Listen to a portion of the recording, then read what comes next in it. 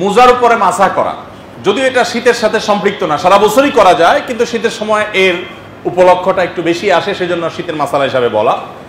গুরুত্বপূর্ণ একটা মাসআলা হলো যে মোজার উপরে মাসা করা এটা আহলে সুন্নাহ ওয়াল জামাআতের একটা গুরুত্বপূর্ণ নিদর্শন।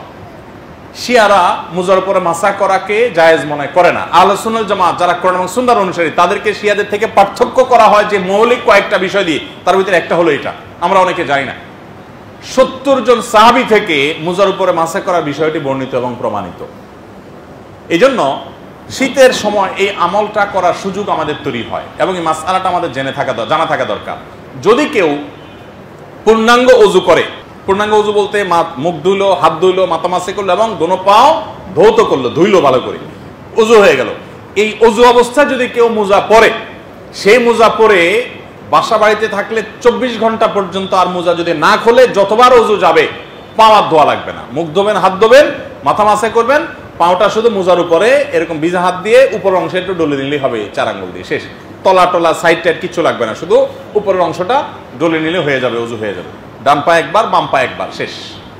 কথা কি বুঝাতে পারছি? তাহলে ওযুতে মোজার উপরে মাসা করা যায়। শীতের সময় এই প্রয়োজনটা বেশি হয়, গরমের সময় তো আমরা মোজা পরি না বেশিরভাগ মানুষ, তাই না? এই সুযোগটা আছে। তবে মোজার ক্ষেত্রে সফরে যদি হয় তাহলে সেক্ষেত্রে 3 দিন 3 রাত 72 ঘন্টা পর্যন্ত এই সুবিধা থাকবে। আপনি যদি মোজা না খোলেন তাহলে 72 ঘন্টা পর্যন্ত মোজা পরা অবস্থা আপনি ওযু করতে পারেন। এখন কথা হলো 72 ঘন্টা কেউ মোজা পরে থাকে, এর উত্তর হলো যদি মোজাটা চামড়ার হয় তাহলে 72 ঘন্টা থাকা কোনো ব্যাপার না। এর কারণে কোনো গন্ধ হয় না, কিছু হয় না, কোনো সমস্যা হয় না। চামড়ার মোজার উপরে মাসা করতে পারবেন আপনি। চামড়ার মোজা ছাড়া অন্য মোজার উপরে, কাপড়ের মোজার উপরে যদি মাসা করতে হয়, সেটা এত শক্ত হতে হয় যে সেটা পরে বহু দূর হাঁটতে পারবেন আপনি, 1 মাইল হাঁটতে পারবেন, অনেক দূর হাঁটতে পারবেন, মোজার কিচ্ছু হবে না। আজকাল যে সমস্ত মোজা পাওয়া যায়, হাঁটা তো পরের কথা, পড়তে গেলে দেখা যায় কি সরে গেছে, পাও দেখা যাচ্ছে, তাই না? তো এরকম ঠুনকো মোজার উপরে মাসা করা যাবে না। আপনি মোজা মাসা করার জন্য চামড়া মোজার কিনবেন এবং এটার উপর মাসা করবেন। জীবনে 1-2 বার হলো আমল করলেন, সুন্নাহ জিন্দা করে নবী সাল্লাল্লাহু আলাইহি সাল্লাম করেছেন। আমাদের দেশে মুশকিল হলো মোজার উপরে মাসা করতে গেলে ইয়াং মানুষ যদি সুন্নাত আমল করতে গিয়ে মোজার উপরে মাসা করতে যায়, মুরব্বীরা বলবে যে এই বয়সে মোজা ধরছ, আমাদের বয়স আসলে কি করবা?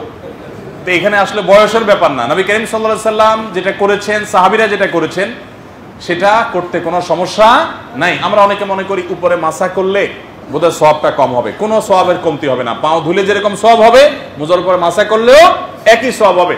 যেহেতু এটা আহলে সুন্নাহ জামাতের একটা নিদর্শন, আমাদের দেশে এটা হারিয়ে যাওয়ার মতো উপক্রম একটা অবস্থা হয়ে গেছে। অতএব এটা জিন্দা করার নিয়ত, মাসআলাটা যে আছে এটা জানানোর নিয়ত অন্তত মাঝে মধ্যে হইলো করা দরকার। আল্লাহ আমাদেরকে তৌফিক দান করুন।